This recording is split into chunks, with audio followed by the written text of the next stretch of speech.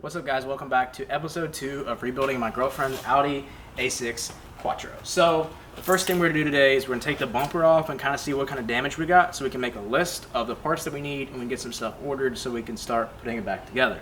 Now, I know normally I hold the camera, so one thing I was going to say is I got a new lens coming for my live videos and for this car rebuild series. I'm going from the 28mm to 50 that I'm shooting on now to just a 20mm lens. So the quality and the content should get a little bit better, especially when I'm working by myself. But I have Maddie here as my camera lady. So we're gonna walk around and we're gonna look at all the damages. Fortunately, the back is good. As you remember from the last video, we got it on the jack stands. So we're good to go.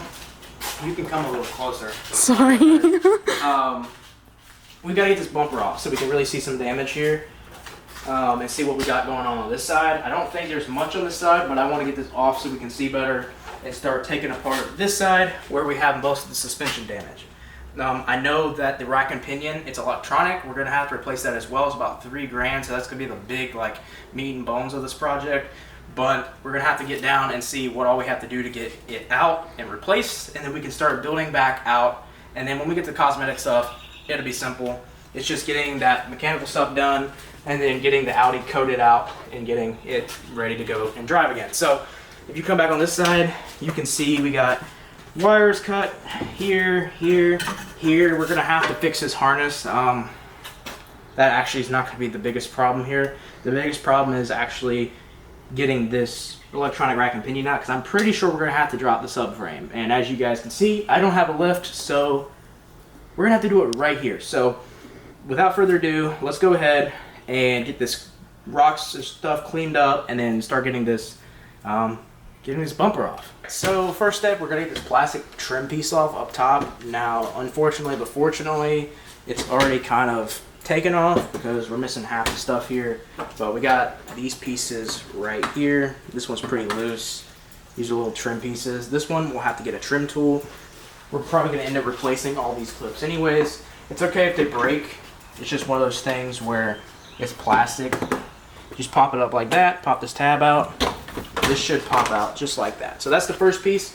As you can see, it gives us a lot more room to work. We can actually see a lot of the components down here. One thing is good to note that the condenser and the radiator and all of that seems to be pretty intact, and I don't see anything leaking now or at the time when it got a hit, so that pretty much means those pieces are going to be good to go. The only coolant part is the auxiliary cooler right here. That we're going to go ahead and replace, but even with that, not much coolant has leaked. Alright, so we finally got the wheel broke loose. It's pretty seasoned on the side, but they had wheel spacers. That's one thing we're going to go back and fix. I don't know if we're going to get some better wheel spacers or we're going to just get, a whole new set of wheels. We'll see how it goes. We're going to go ahead and take this wheel off. That way we can get this inner fender out and go ahead and get the bumper off.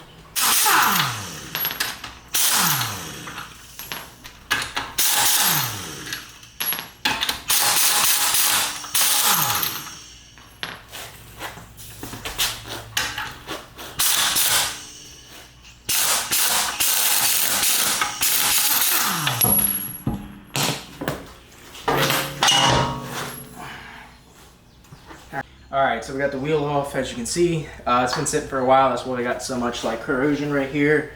Now it's on my fingers, but this is the wheel spacers I had on it. No branding, really nothing. You see that? Mm-hmm. Garbage, absolute shit. We don't want that anymore. So, come right over here. I'm gonna show you the next step. The next step, we're gonna go ahead and pop this. I think this one has to come off. We have this plastic piece here. We have some Torx right here, all the way around. And there's two different ones. They join right here. We just need to get these separated and take it out, and then the front one can come off. We don't need to take the back one off, at least not yet. I don't know. We'll have to take most of the suspension apart to, obviously change and fix the other side. But we're gonna have to grab the fender and take it out. So let's get to it. Alright, so I started taking this inner fender off. I got all the screws out, and then I see these little guys right up there camping out. So we're going to spray some wasp killer on them, let it sit for a little while, and we'll have to come back to this. Alright, we got them. That's a pretty big boy right there, I ain't gonna lie. That's a pretty big nest as well. We're gonna let some of that killer stuff kind of evaporate, and then we'll kind of wash this away because I'm not trying to get any of that on me. But we're gonna come back, we'll knock the nest down, and then we'll go ahead and pull the rest of this ender fender out. We got the wasp nest. There's one more clip. Not anymore. So this just pretty much pops out, or should, theoretically.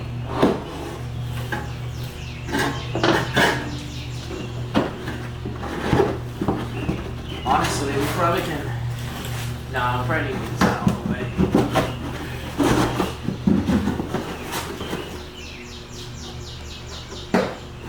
It's like one more clip it's stuck on. I don't see it.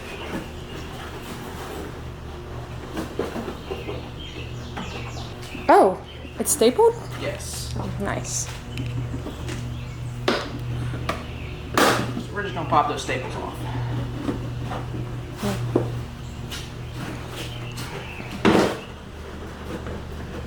If this is not how you do it, I'm sorry. I apologize. I really do.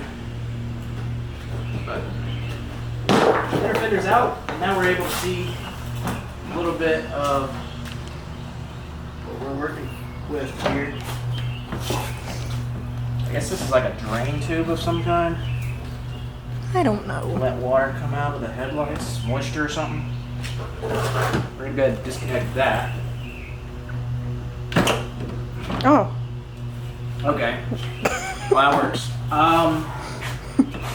Yeah, so I think there might be a couple screws on the bottom holding this. I don't think there's nothing in here holding it. No. Okay, so when you take this off, like mud flat part here, and then start figuring out how this bumper unbuttons. I know there's some screws here. Here. I think we are going to take the headlight out. I don't know at which point. That's what we're going to do next. Alright, so under here we have a couple spots where some torque bits or torque bolts went. I got one more left right there. It's actually a smaller size. I think it's that one. Or this one. It's actually this one.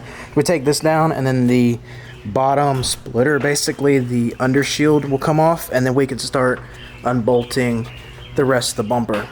Alright, so we have this bracket right here that's on the other side that's broke off actually. It houses like 3 10mm bolts that goes like this, holding part of that bumper bracket in place. There's also another one that's like way deep back in there that I'm going to try to get on there.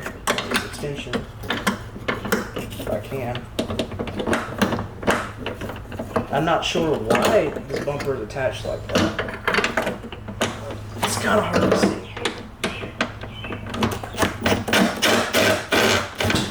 And there's yours. So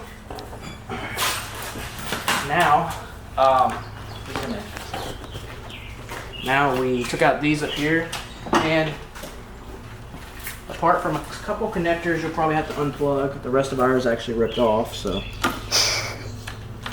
you know, it is what it is. We have a couple